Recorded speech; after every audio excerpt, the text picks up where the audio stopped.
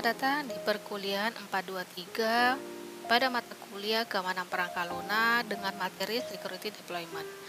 Nah, jadi pada materi ini membahas lanjutan dari perkuliahan sebelumnya ataupun materi sebelumnya tentang bagaimana menguji keamanan software melalui security testing. Jadi setelah software itu dinyatakan aman sesuai kebutuhan, pertanyaan berikutnya adalah apakah software tersebut sudah siap digunakan di lingkungan nyata? Nah, jadi materi minggu ini di mana akan membahas dan juga diharapkan mahasiswa itu mencapai 4 hal poin penting, yaitu adalah pertama, menerapkan pertimbangan penerimaan software, kemudian menerapkan verifikasi dan juga validasi, kemudian menerapkan sertifikasi akreditasi dan juga menerapkan instalasi. Nah, jadi pada materi ini adalah kita membahas nih bagaimana tentang software yang lulus pengujian itu apakah otomatis boleh digunakan oleh perusahaan. Oke, kita mulai materi kita dengan pertimbangan penerimaan software. Oke, di sini kita lihat ya, ada namanya rilis itu bukan termasuk dengan namanya deployment. Nah, karena namanya mahasiswa sering menganggap ataupun khalayak umum itu menganggap rilis dan juga deployment itu sama, padahal berbeda. Mari kita baca satu persatu ya untuk kalimatnya. Nah, jadi setelah nih semua kerja keras yang mulai dari perancangan, coding, hingga penguji perangkat lunak itu telah selesai, sekarang saatnya itulah meluncurkan sistem ataupun layanan tersebut agar dapat digunakan oleh si pengguna akhir ataupun stakeholdernya. Nah, jadi di sini proses rilis dan juga penerapan deployment itu yang terjadi. Nah, ada dua langkah-langkah yang sebenarnya terjadi tapi sebenarnya berbeda. Kalau kita lihat di sini adalah bahwa rilis dan juga deployment itu merupakan hal yang berbeda. Yang pertama nih kita lihat, rilis merupakan keputusan ataupun pengakuan bahwa perangkat lunak tersebut telah selesai dikembangkan, diuji, dan juga dinyatakan siap digunakan. Pada tahap ini biasanya dilakukan berbagai pemeriksaan, persetujuan, sertifikasi, ataupun validasi untuk memastikan bahwa si perangkat lunak tersebut telah memenuhi standar yang telah ditetapkan. Dengan kata lain, rilis itu menunjukkan bahwa produk itu sudah layak untuk diserahkan ke si pengguna ataupun stakeholder yang akan menggunakannya. Nah, kemudian setelah nanti nih si perangkat lunak itu ya dirilis itu, maka tahap berikutnya adalah deployment. Nah, jadi deployment itu merupakan proses memasang dan juga mengoperasikan perangkat lunak pada lingkungan produksi yang sederhana. Perangkat lunak yang telah dirilis itu belum tentu ya dapat langsung digunakan karena kan masih ada perlu nih uji kesesuaiannya dengan lingkungan organisasi yang akan menggunakannya, seperti dari infrastrukturnya, dari jaringannya, kemudian juga dari bagaimana sistem keamanannya, dan juga aplikasi lainnya nih yang sebagai pendukung ataupun sebagai yang terintegrasi dengan sistem utamanya. Jadi oleh karena itu ya deployment itu berfokus pada proses instalasi, konfigurasi, verifikasi, dan juga aktivasi si perangkat lunak agar dapat berjalan dengan aman sesuai dengan kebutuhan operasionalnya dan juga si organisasinya.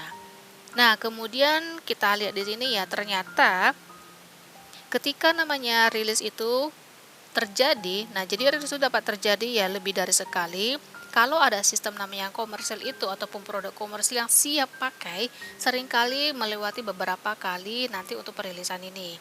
Jadi rilis pertama akan dilakukan pada produk siap diluncurkan kepada nanti si pelanggannya ataupun si klien tuh dan juga digunakan secara komersil untuk pertama kalinya. Rilis ini diluncurkan kepada pelanggan dan digunakan secara komersil itu akan namanya mengalami penyelesaian perusahaan memproduksi dari produk tersebut. Dalam hal ini, rilis itu tidak berarti ya bahwa langkah selanjutnya adalah deployment ke bagian jaringan pelanggan. Ini berarti si perusahaan itu pengamat itu telah mempersiapkan produk itu hingga titik di mana produk tersebut dapat diserahkan ke si pelanggannya dulu gitu, serta nanti si produk tersebut itu telah memenuhi semua persyaratan internal perusahaan pengembangan. Kemudian nanti akan bisa terjadi tentang seperti melakukan sertifikasi eksternal jika nanti diperlukan. Oke,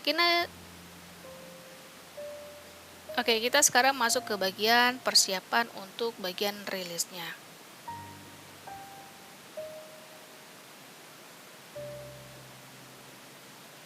Nah, jadi persiapan untuk rilis itu kan tidak dimulai ya ketika nanti si developer.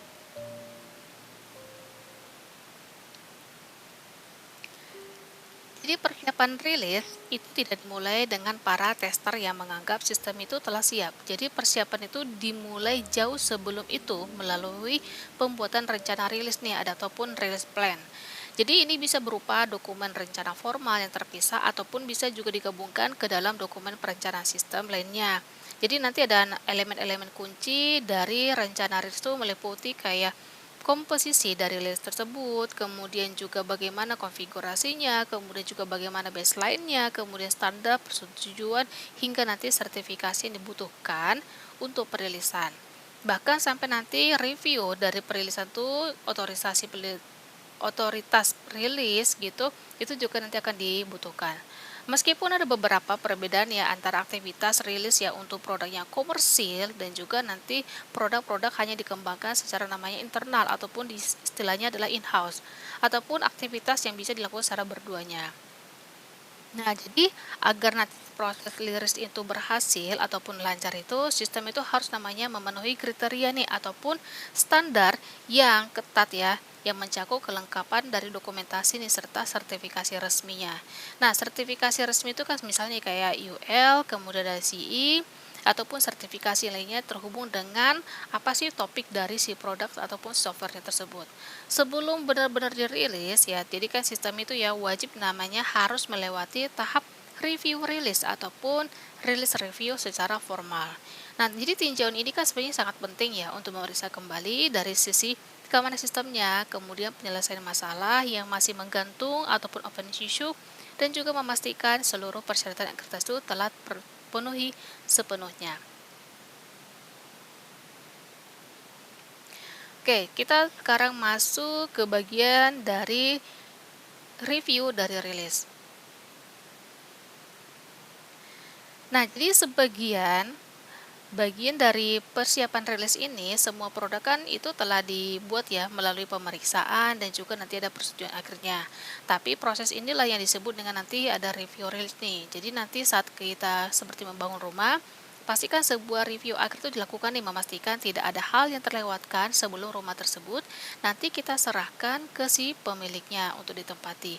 Hal yang sama juga nih ketika namanya kita membuat software ataupun berhubungan dengan cyber itu, review rilis itu digunakan sebagai langkah formal untuk memastikan bahwa kriteria rilis itu telah terpenuhi dan juga sistem tersebut memang benar-benar siap untuk dirilis. Review ini dapat berlangsung ya nanti beberapa pertahapan gitu. Kemudian di sini sebuah produk yang sempurna, baik itu rumah, baik itu software, itu nanti akan memakan nih waktu yang sangat lama ya untuk pembuatannya itu. Bahkan saking lamanya itu kita sampai nanti kelupaan, bahkan produk tersebut bisa jadi sudah usang sebelum sempat dirilis. Nah, hal ini berlaku juga untuk seperti kayak produk-produk konkret, itu seperti rumah, mobil, dan juga produk buatan manusia lainnya. Akan selalu nanti ada masalah ya yang belum terselesaikan sebelum produk tersebut dinyatakan siap untuk diluncurkan ataupun dirilis. Nah, jadi masalah-masalah inilah nanti yang akan disebut dengan namanya open issue ataupun masalah yang masih terbuka. Nah, jadi selanjutnya di sini ada namanya untuk dari review itu adalah final security review dan juga nanti masalah yang masih terbuka itu. Nah, jadi kan salah satu yang bagian terpenting kan dalam namanya release review itu adalah ada final security review. Jadi nanti pada tahap ini, tim itu kan melakukan nih kayak pemeriksaan, kita nanti akan evaluasi ataupun cek keamanan terakhir untuk memastikan nanti nggak ada ya kerentanan kritis yang diketahui sebelum sistem itu nanti digunakan di lingkungan produksi. Jadi nanti tim itu juga akan meninjau nih nanti hasil pengujian keamanan itu telah dilakukan sebelumnya, kemudian nanti dilakukan pemeriksaan lagi apakah terdapat kerentanan baru yang ditemukan pada komponen si perangkat lunaknya, baik itu basis datanya juga, sistem operasinya, ataupun teknologi-teknologi yang digunakan untuk mendukung dari operasional si perangkat lunak tersebut.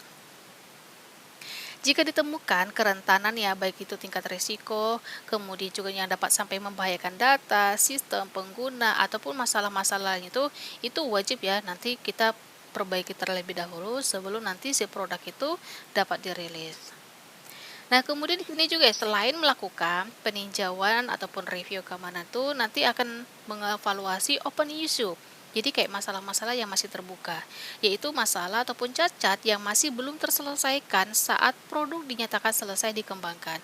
Sebenarnya ya, tidak semua open issue itu harus langsung diselesaikan sebelum rilis, tetapi hanya masalah-masalah nih dengan resiko yang rendah itu mungkin bisa kita tunda beberapa saat sebelum diperbaiki dengan versi berikutnya. Sebaliknya nih, kalau contohnya nih masih ada masalah yang resiko tingkat tinggi ataupun sedang itu wajib namanya kita selesaikan, apalagi yang berhubungan dengan keamanan, maka proses rilis tersebut harus ditunda hingga masalah tersebut diperbaiki. Dengan demikian, keputusan rilis itu tidak hanya didasarkan ya apakah software itu sudah berjalan dengan baik. Nah, ternyata kita juga harus namanya mempertimbangkan apakah risiko yang tersisa masih dapat diterima oleh organisasi ataupun stakeholdernya. Oke, kita sekarang masuk yang di bagian tahap deployment. Nah, jadi di sini adalah setelah nih semua perangkat lunak itu dinyatakan sudah siap melalui proses rilis, maka nanti akan selanjutnya adalah di deploymentnya, yaitu proses memasang ataupun mengoperasikan perangkat lunak itu pada lingkungan produksi yang sebenarnya. Jadi nanti deployment itu tidak hanya sekedar ini ya, instalasi aplikasi. Nah, tetapi ternyata memerlukan perencanaan yang matang agar sistem dapat berjalan dengan baik tanpa mengganggu operasional organisasi. Jadi, sebuah deployment dilakukan itu perlu ya disusun juga deployment plan. Jadi ada rencana untuk dari deploymentnya yang mencakup bagaimana jadwalnya, kebutuhan sistem, kemudian nanti siapa aja sih pihak-pihak yang akan terlibat nih dalam proses tersebut dan juga apa indikator untuk keberhasilan dari si deployment itu. Selanjutnya, dalam proses deployment itu terdapat ya beberapa peran penting nih di dalam itu yang harus namanya kita tentukan dengan jelas ya. Karena di sini ada juga nih seperti deployment project manager. Nah, project manager itu kalau kita lihat ya ternyata berfungsi ataupun bertugas mengawasi dan juga mengendalikan seluruh proses deployment agar berjalan dengan sesuai dengan rencana. Nah, kemudian ada nama deployer, di mana itu udah bertanggung jawab nih melakukan instalasi dan juga konfigurasi sistem secara langsung. Selain itu juga nanti ada end user sebagai si penggunanya nanti menggunakan sistem dalam aktivitas sehari-hari ataupun bisa juga nanti menggunakan data-data dummy ataupun data yang bagaimana. Kemudian nanti ada administrator. Nah, administrator itu kan nanti bertugas ya mengelola pengguna, akses, server, jaringan, infrastruktur pendukung lainnya. Nah, jadi semua peran tersebut harus namanya kita pertimbangkan dalam tahap deployment plan agar setiap pihak memahami tugas dan juga tanggung jawabnya.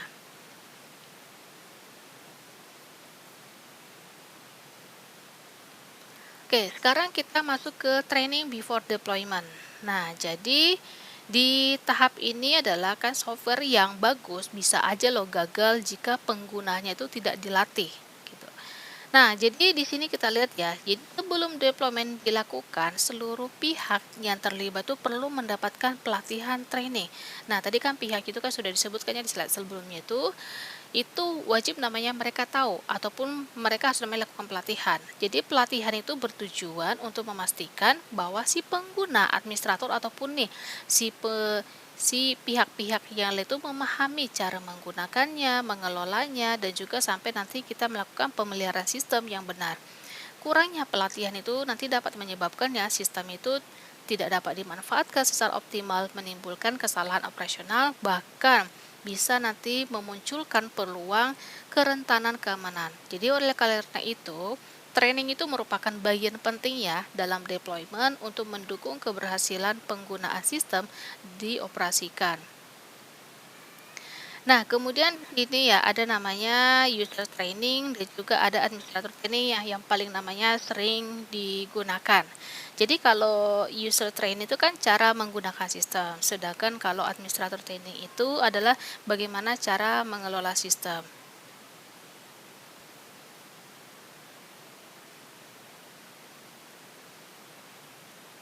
Oke, nah jadi di sini ada pelatihan pengguna ataupun user training itu. Nah, jadi kan sebenarnya kan di sini tuh siapapun ya yang menggunakan ataupun nanti mengelola sistem itu kan perlu dilakukan namanya kayak pelatihan nih mengenai kayak fitur, fungsionalitas baru, fitur keamanan yang relevan dengan pengguna itu, ataupun nih kayak hal-hal yang tidak boleh dilakukan oleh sistem dan juga hal-hal yang spesifik lainnya terkait sistem dan juga keamanan sistem. Nah, berarti kan di sini adalah user training itu adalah bagaimana cara menggunakan sistem itu walaupun dengan nanti ada kayak syarat-syarat berikutnya. Dan kemudian di sini bagian user training itu ya, contohnya nih ya, kalau contohnya pada tingkat eksekutif itu pelatihan harus dilakukan secara namanya singkat. Mungkin hanya beberapa seperti review tingkat tinggi nih dengan sesuai dengan kapasitas dari sistemnya. Contohnya nih kan para manajer perlu mengetahui cara melakukan tindakan-tindakan spesifik yang menjadi tanggung jawab mereka. Kemudian juga manajer juga harus paham nih bagaimana ataupun apa yang diharapkan dari seluruh karyawan yang berbeda yang mereka pimpinnya. Kemudian juga hal itu tidak selalu ya menuntut kayak manajer itu mengetahui detail tentang bagaimana staf dari namanya lini depan itu menjalankan aktivitas mereka. Jadi nanti di sini manajer tuh harus tahu ya apa saja aktivitas tersebut dan juga memiliki pemahamannya cukup ya tentang namanya fitur-fitur yang disediakan untuk dirinya. Nah, kemudian di sini adalah ada yang bagian kedua administrator training itu. Nah, jadi nanti di sini adalah pihak-pihak yang bertugas memastikan setiap sistem berjalan sesuai dengan ekspektasi dan juga tetap aman dari namanya serangan. Jadi perlu ya namanya melakukan ataupun menerima pelatihan tentang bagaimana mereka dapat berhasil menjalankan tugas tersebut. Jadi nanti pelatihan tersebut tuh mencakup bagaimana nanti sistem itu dikonfigurasi, kemudian juga nanti bagaimana pengaturan sistem operasi, ukuran, kemudian juga pengaturan basis data, bahkan sampai namanya kayak pengaturan konfigurasi perangkat keras apapun nih, bahkan requirement operasional hariannya lagi. Nah, kemudian kita masuk ke deployment or migration planning.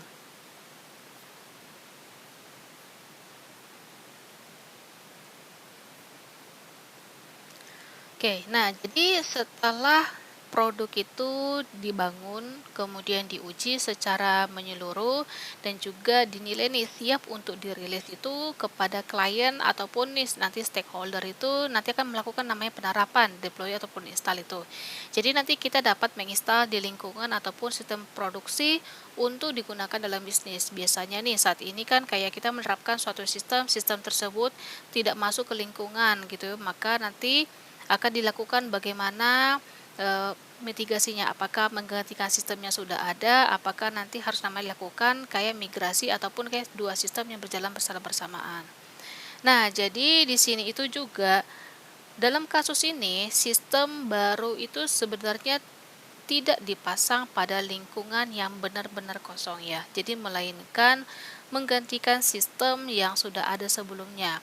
Jadi walaupun nih sebenarnya kan sistem itu sebenarnya tidak ada digitalisasi tapi kan prosesnya itu sudah ada. Jadi bagaimana kalian menerapkan sebuah sistem itu kan berarti tidak ada yang kosong. Tapi walaupun bentuknya berbeda. Satu digitalisasi, satunya itu masih belum digitalisasinya. Jadi pas digitalisasi masuk ke non digitalisasi bagaimana nanti proses migrasinya ataupun perpindahan pengguna data proses bisnis, konfigurasi dan juga layanan dari sistem lama ke sistem baru ataupun sistem yang non digitalisasi itu secara terencana.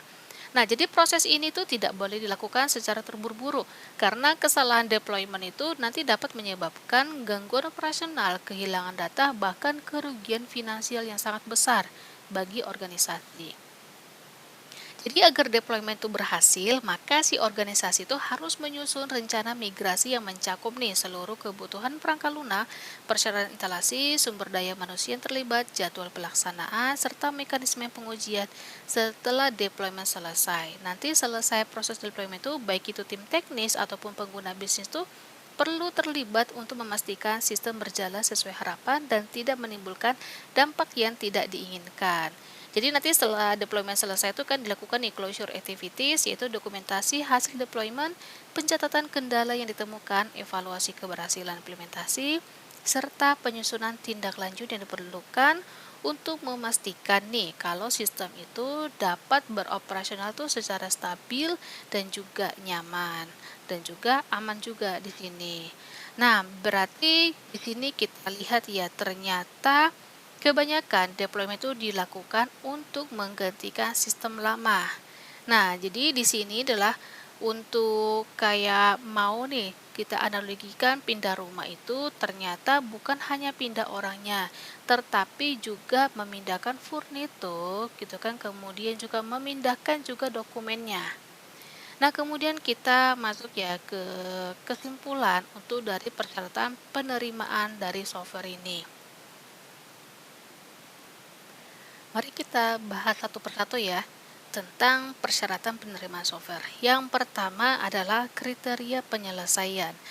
Nah, jadi di sini kan membahas tentang nih sebelum software itu diterima, maka tim ataupun organisasi itu harus namanya menentukan kapan software tersebut dianggap selesai, fitur apa saja yang wajib selesai, kemudian kontrol keamanannya itu apa saja yang wajib diterapkan. Nah, jadi contohnya nih ya, kalau di Project Smart Door itu kriteria dikatakan selesai itu adalah login berfungsi, notifikasi berhasil dikirim, kemudian nanti semua komunikasi menggunakan HTTPS gitu, kemudian tidak ada namanya kerentanan dengan tingkat high.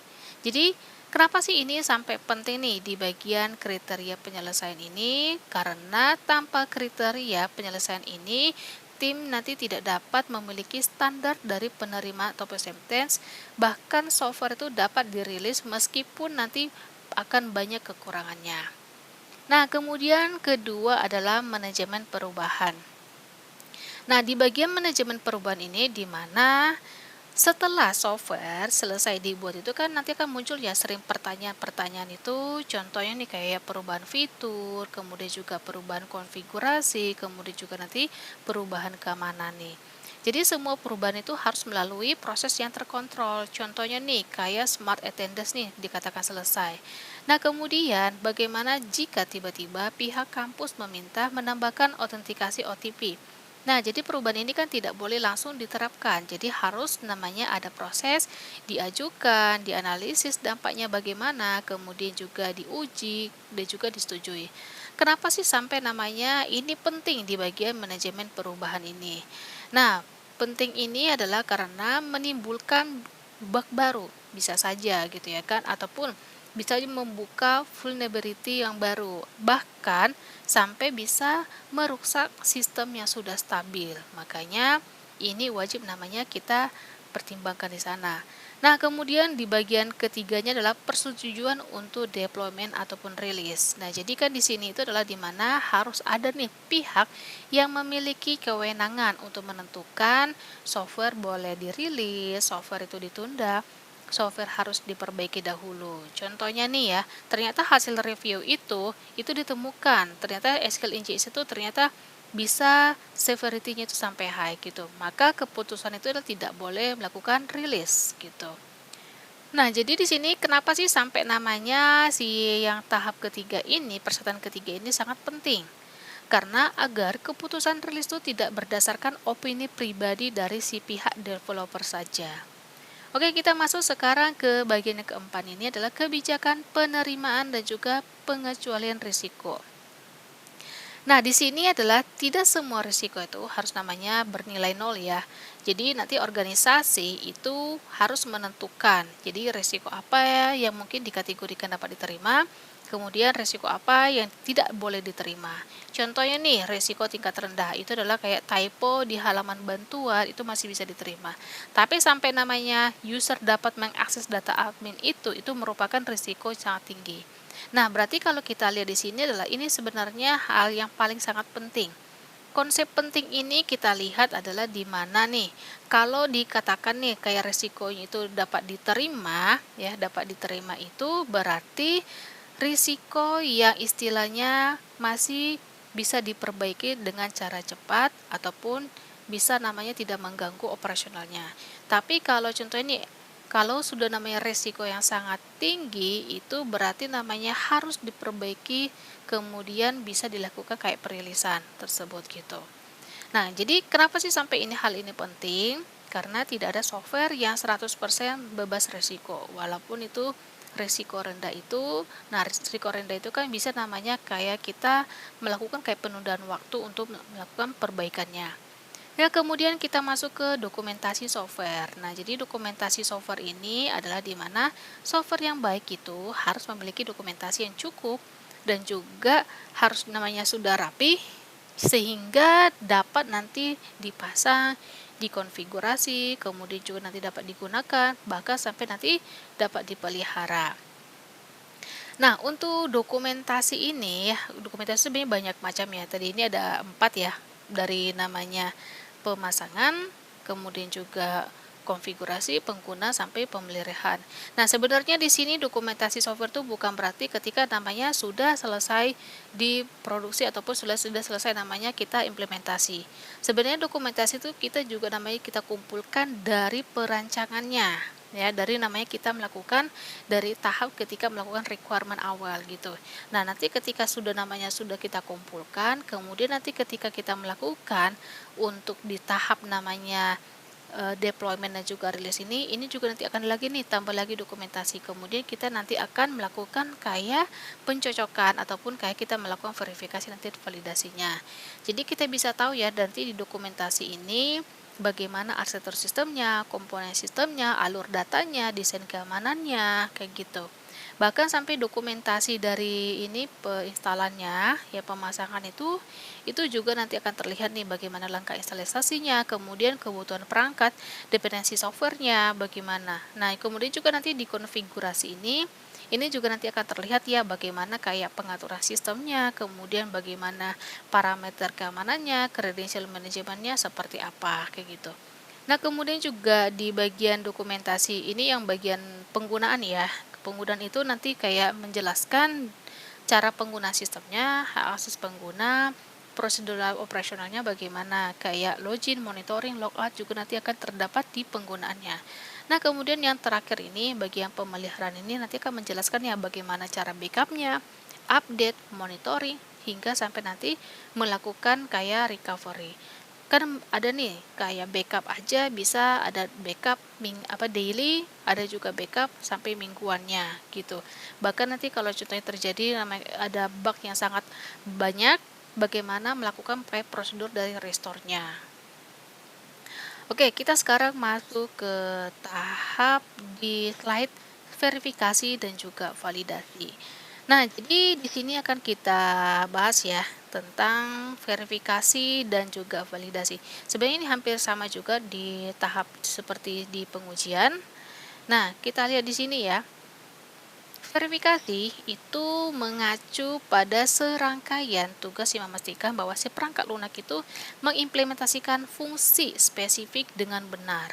Nah, sedangkan kalau si validasi itu adalah serangkaian tugas yang berbeda ya, yang memastikan bahwa si perangkat lunak yang telah dibangun dapat ditelusuri kesesuaiannya ataupun traceable dengan persyaratan dari si pelanggannya. Nah, kalau kita lihat verifikasi apakah kita membangun produk dengan benar, kalau validasi itu apakah kita membangun produk yang benar. Nah, berarti di sini kita bisa lihat ya, kayak ada dua perbedaan antara verifikasi dan juga validasi. Oke, kalau contohnya nih kita ambil contoh ya, contoh dari Smart Attendance. Jadi di verifikasi itu adalah login berhasil. Nah, kalau validasinya itu adalah apakah login memang dibutuhkan oleh si pengguna, begitu. Oke, jadi di sini ya definisi verifikasi dan validasi ini sebenarnya mencakup ya untuk aktivitas dalam penjaminan kualitas perangkat lunak ataupun software quality assurance nih. Yang dimana nanti ada aktivitas review teknis, audit kualitas, ada konfigurasi, ada pemantauan kinerja, simulasi, studi kelayakan, review dokumentasi, review basis data, analisis algoritma, pengujian pengembangan, pengujian dokumentasi, pengujian kegunaan, bahkan pengujian kualifikasi, pengujian penerimaan, dan juga pengujian instalasi. Jadi meskipun ya pengujian itu memainkan peran penting dalam namanya verifikasi validasi, sebenarnya banyak aktivitas itu yang lain yang akan dibutuhkan. Oke, sekarang kita masuk ke bagian persyaratan keamanan dari verifikasi dan juga validasi. Di bagian dari review ini adalah di mana proses pemeriksaan dari hasil kerja setiap tahapan SDLC. Ya, setiap tahapan LCLC sebelum melanjutkan ke tahap berikutnya. Nah, jadi kan nanti tujuannya itu bagaimana sih gitu. Tujuannya adalah memastikan tidak ada namanya kesalahan yang terbawa ke si tahap selanjutnya. Nah, kemudian juga nanti di sinilah memastikan kebutuhan bisnis itu tetap namanya terpenuhi dan juga nanti memastikan kayak hal-hal itu kayak kontrol keamanan itu yang direncanakan benar-benar nanti diterapkan itu. Nah, nanti yang direview di sini adalah ada bagian requirement review itu memastikan nanti si kebutuhan keamanannya itu sudah lengkap, kemudian juga tidak ada kebutuhan yang sangat ambigu. Jadi contohnya nih kayak sistem harus memiliki autentikasi multifaktor. Nah, itu nanti bagaimana kita harus namanya melakukan reviewnya di sana. Nah, kemudian ada nanti di bagian dari desain, ya desain review itu nanti kayak memastikan desain itu sesuai dengan requirement. Kemudian threat modeling itu sudah dilakukan. Nah, kemudian juga nanti ada masuk ke code review, itu memastikan secure coding itu diterapkan. Jadi nanti tidak ada vulnerability itu yang terlihat. Kemudian nanti ada test review itu memastikan bahwa semua test case itu dijalankan, kemudian juga hasil penguji itu terdokumentasikan. Nah, kemudian kita masuk nih, hubungan dari si verifikasi dan juga validasi ke bagian review ini adalah aktivitas ini menjawab apakah software itu sudah dibangun dengan benar. Oke, kita masuk ke bagian pengujian. Nah, pengujian di sini adalah kalau kita sudah selesai nih review itu, software kan harus diuji ya membuktikan bahwa si fungsional itu benar-benar namanya berjalan dengan benar, kebutuhan keamanan terpenuhi, kemudian juga tidak ada penyimpangan yang tidak diinginkan. Nah, nanti di sini ya di bagian pengujian itu ada beberapa hal. Yang pertama adalah pengujian deteksi kesalahan ataupun fault detection testing. Jadi tujuannya ngapain sih gitu? Tujuannya adalah untuk menemukan bug, error, vulnerability juga hingga sampai kegagalan fungsi. Contohnya nih, kayak di Smart Attendance ya, jadi nanti tester itu mencoba input RFID yang kosong, apakah nanti hasilnya bagaimana? Contohnya hasilnya error itu, maka nanti ditemukan defect itu. Nah, jadi yang dicari di sini adalah input validation failure, exception handling failure, kemudian authentication failure. Nah, kemudian kita masuk ke bagian pengujian penerimaan ya. Nanti di bagian pengujian penerimaan itu berarti persyarat itu terpenuhi nih ya, terpenuhi sama si penggunanya.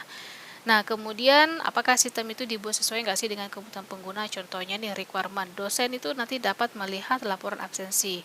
Nah, berarti kan penguji itu kan dosen itu melakukan ataupun mencoba fitur tersebut. Nah, jadi kalau berhasil berarti ini diterima, kalau gagal berarti belum diterima.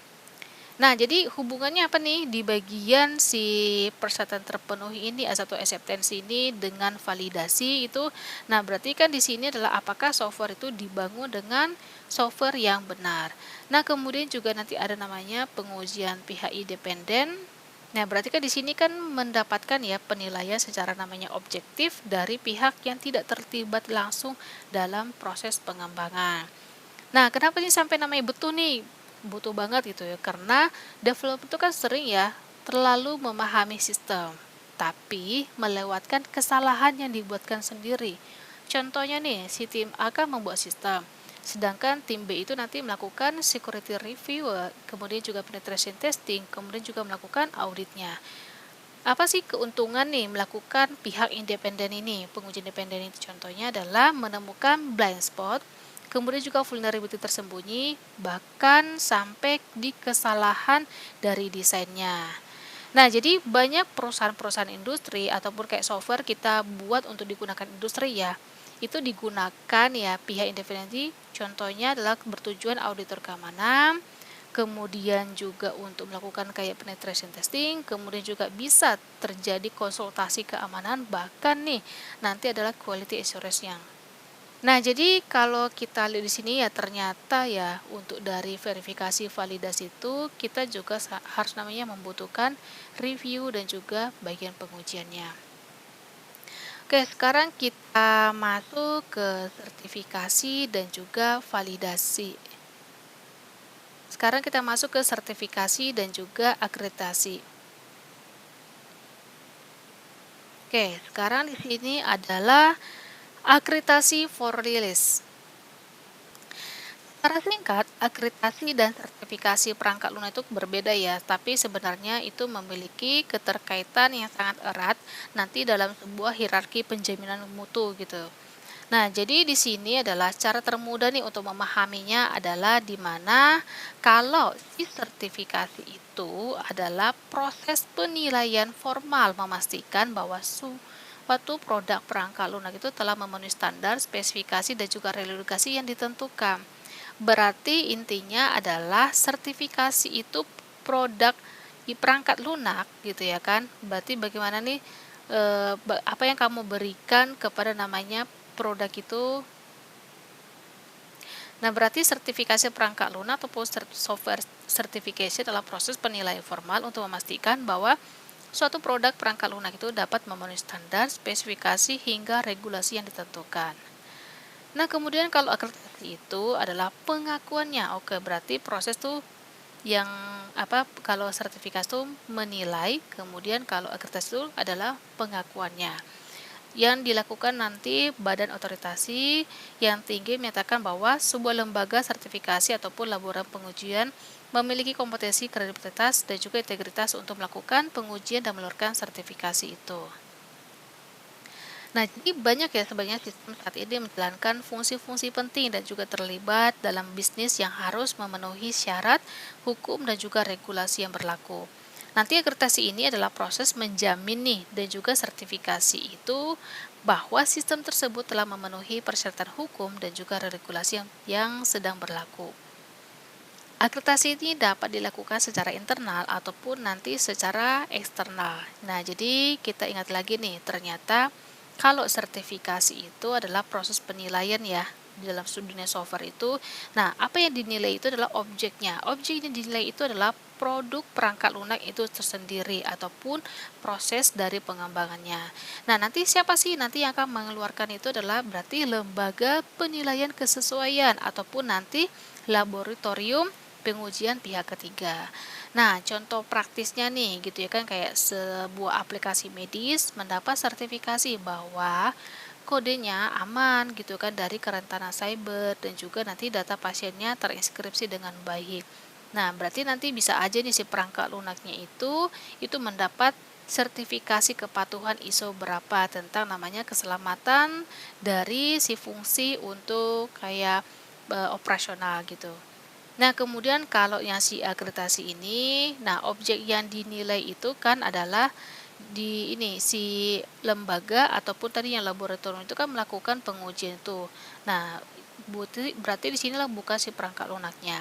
Jadi siapa yang mengeluarkan itu adalah Badan Akreditasi Nasional nih resmi suatu negara gitu.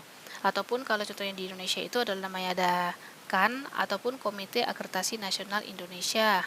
Nah, kalau di Amerika Serikat itu ada namanya ANAB di Amerika Serikat. Nah, kemudian kita masuk ke ini ya, lanjutan dari akreditasi ini.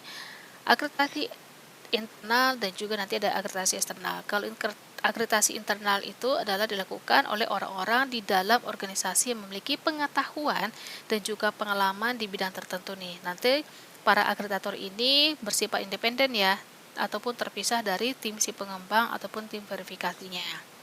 Nah, kemudian juga nanti ada namanya akreditasi eksternal itu ataupun governance system accreditation itu di mana perangkat lunak itu perlu dirancang dan juga dibangun dengan spesifikasi yang ketat yang artinya adalah sistem tersebut itu perlu dinilai dan juga diakreditasi apa sejumlah program akreditasi yang berbeda. Jadi ada namanya kayak ini ya, kayak pihak-pihak akreditasi secara namanya pemerintahan ada namanya VDA. itu adalah Federal Risk Authorization Management Program ya, untuk nanti sistem komputasi awan. Bahkan juga ada namanya FIPS, itu adalah Federal Information Processing Standard, itu untuk menentukan persyaratan kriptografi. Bahkan ada namanya ATO atau Authorization to Operate, itu memberikan izin penggunaan suatu produk memiliki beberapa tahapan. Nah, jadi nanti setelah akreditasi itu yang relevan diperoleh, nanti sistem itu nanti dapat dirilis untuk dijual ke pelanggan ya, untuk nanti yang sistemnya komersil ataupun nih dalam kasus sistem yang dibuat itu secara internal. Nanti dapat proses di deployment ataupun diterapkan ke lingkungan produksi gitu. Oke, kita sekarang membahas ke ini ya, persyaratan keamanan dari sertifikasi dan juga akreditasi. Oke, kita review sebentar ya. Berarti sertifikasi adalah memeriksa ya, pengujian, membuktikan, sedangkan kalau akreditasi adalah keputusannya. Oke, kita bahas satu persatu nih. Satu adalah sertifikasi dari software. Tujuannya adalah untuk melakukan evaluasi ya, dan juga penilaian terhadap kontrol keamanan yang telah diterapkan pada software itu. Nah, jadi di sini tuh nanti kita akan menilai ya, seperti kayak hak pengguna, hak istimewa, kemudian juga manajemen profil. Nah, kemudian di sini kan yang diujinya itu ataupun yang dievaluasi itu, apakah nih si software itu memiliki autentikasi pengguna, bagaimana pengelolaan akunnya, bagaimana pengaturan akses, bahkan bagaimana pembagian peran ataupun role-nya gitu. Nah, kemudian di sini ada namanya untuk mode keamanan software ketika namanya di operasional setelah berlangsung gitu. Nah, kemudian juga di sini kita juga sampai namanya sertifikasi itu menilai sensitivitas data aplikasi tersebut dan juga pengendalian sesuai itu. Yang dievaluasi di sini adalah nanti apakah nanti datanya itu dikelola software yang diberi perlindungan sesuai dengan tingkat sensitivitasnya. Contohnya nih, si data nama mahasiswa, lokasi GPS, data kesehatan, data pembayaran tuh. Nah, ini kan pasti memiliki tingkat namanya sensitivitas yang berbeda. Tidak mungkin namanya nama mahasiswa itu disamakan sensitivitasnya itu dengan data kesehatan. Nah, berarti kan di sini tuh yang diperiksa adalah data sensitif itu apakah dilakukan wajib dienkripsi, bagaimana data pribadi itu yang tidak dapat diakses secara sembarang pengguna, dan kemudian bagaimana terhadap backupnya, kemudian bagaimana data itu agar tidak mudah bocor gitu. Nah, kemudian kita masuk ke ini masih sertifikasi software itu, nanti kan ada juga nih kayak konfigurasi ya pada software, fasilitas dan juga lokasi. Nah, berarti kan yang dievaluasi di sini adalah apakah software dan juga infrastruktur itu dikonfigurasi secara aman. Contohnya nih, kalau kita periksa softwarenya, kalau software kan berarti kan password defaultnya tuh diubah enggak atau enggak, ataupun TLS-nya aktif atau enggak, ataupun debug mode-nya itu dimatikan apa enggak. Kalau kita nih, nanti kita melihat konfigurasi di servernya, bagaimana firewall-nya, apakah aktif atau tidak, kemudian bagaimana port-port itu, apakah portnya itu yang tidak perlu ditutup, kemudian bagaimana lokasinya, nah ruang servernya aman apa enggak, kemudian perangkat I/O itu tidak mudah diakses oleh pihak tidak berwenang atau enggak gitu. Nah, kemudian kita masuk ya ke bagian nanti interkoneksi juga dan juga ketergantungan. Nah, nanti kan di sini yang dievaluasi itu adalah kayak hubungan software dengan sistem lain nih. Ya, nanti kan yang diperiksa itu adalah kayak software yang terhubung dengan ke database, ke cloud service, ke API pihak ketiga, ataupun nanti kalau kita menggunakan kayak gateway IoT-nya. Nah, berarti kan di sini kan kita lihat ya, ternyata nih koneksi itu tersebut aman apa enggak? Apakah nih kalau kita tergantung nih, ketergantungan dengan software pihak yang ataupun terhubung itu apakah memiliki vulnerability. Nah, kemudian kita masuk ke ini mode keamanan. Nah, jadi di bagian mode keamanan itu adalah bagaimana software itu beroperasional setelah digunakan. Contohnya nih, loginnya aktif atau enggak, monitoringnya aktif atau enggak, kemudian apakah tersedia backupnya, recovery-nya tersedia, insiden responnya tersedia atau tidak, gitu. Oke, sekarang kita masuk ke ini ya, ke akreditasi nih, mendapatkan akreditasi nih. Jadi di sini adalah setelah dapat sertifikasi selesai gitu kan. Nah, nanti bagaimana nih hasilnya kita berikan ke manajemennya. Nanti kan di sini tuh manajemen kan akan memutuskan ya, apakah boleh digunakan dengan syaratkah ataupun nanti ditolak.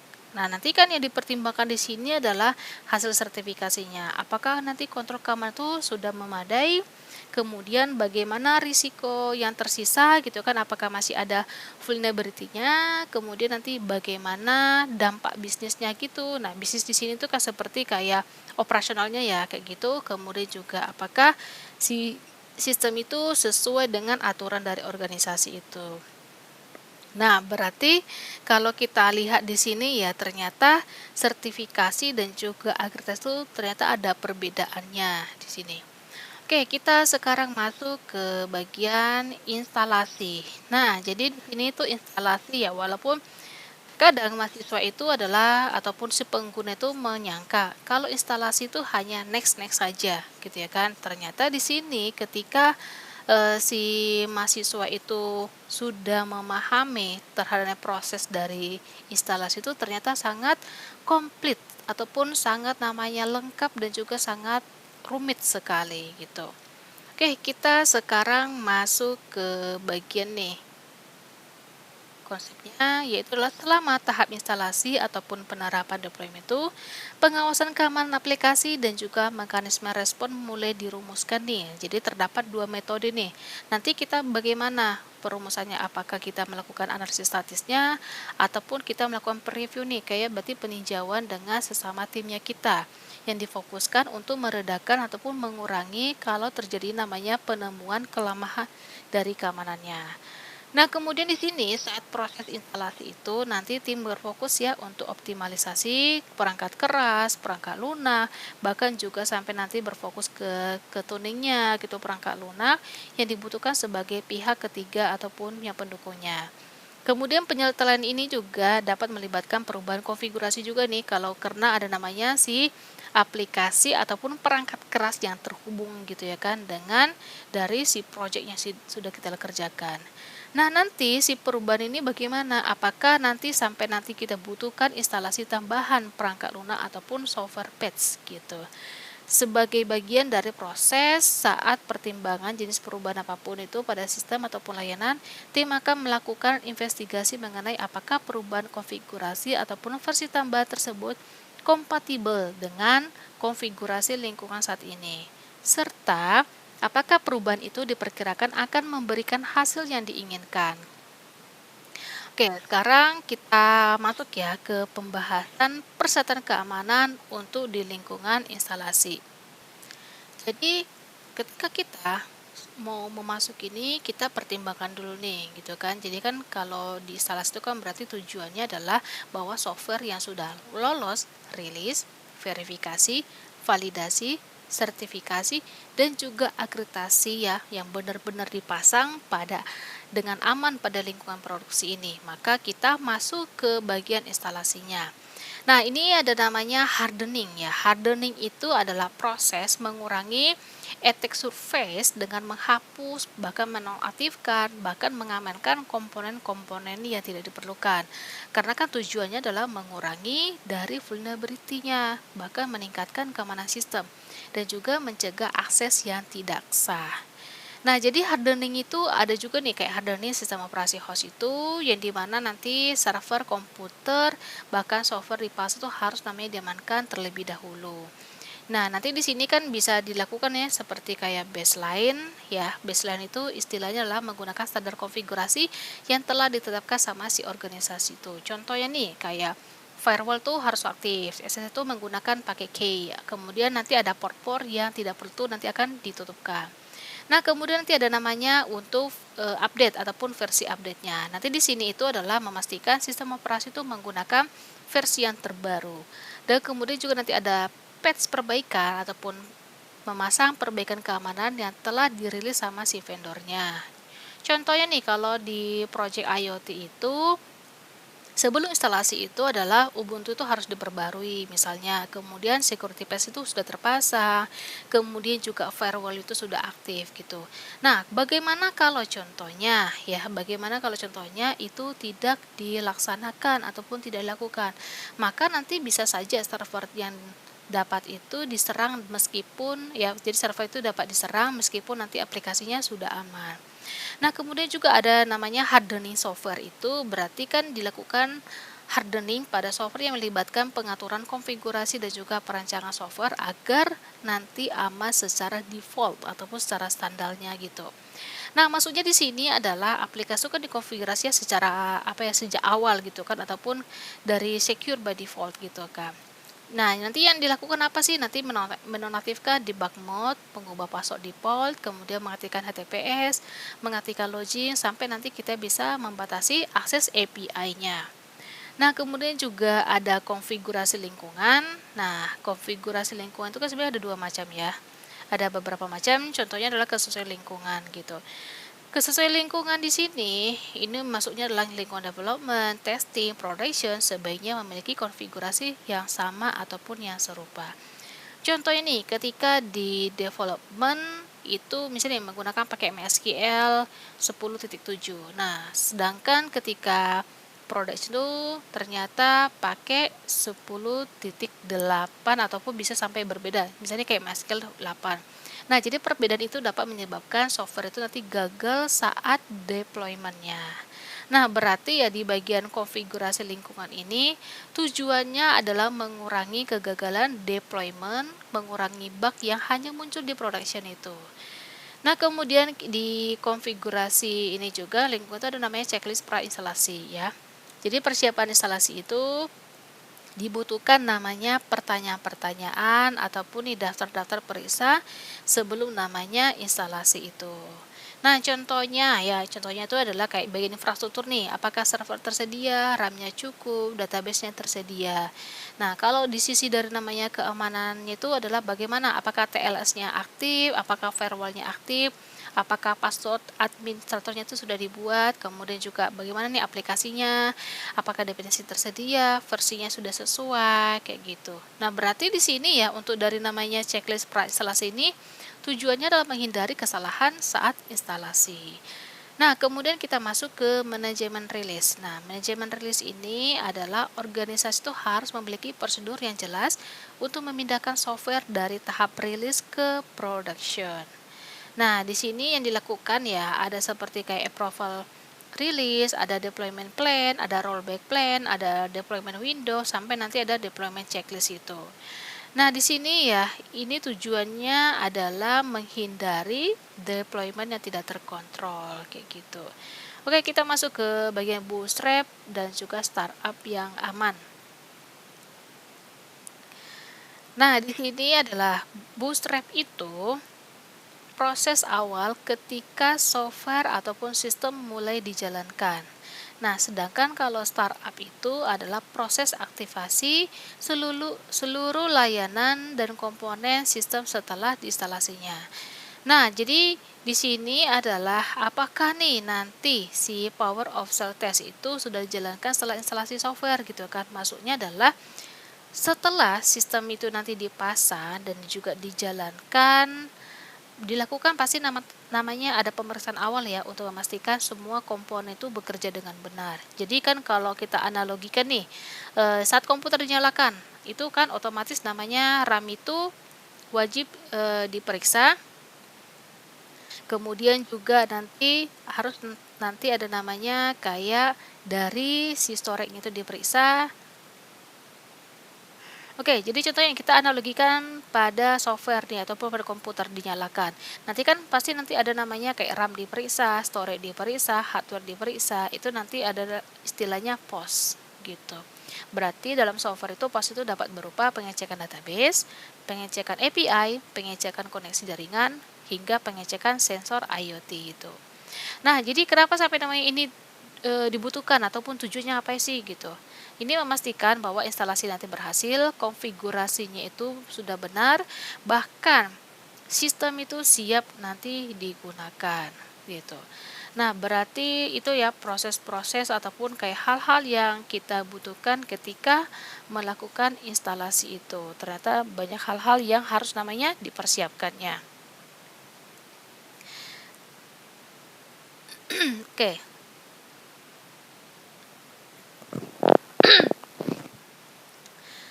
Oke, nah berarti di sini adalah refleksi buat diri kita nih.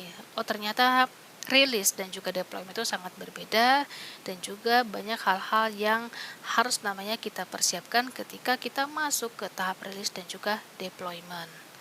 Oke, begitulah materi untuk pertemuan ini. Sampai ketemu di pertemuan selanjutnya.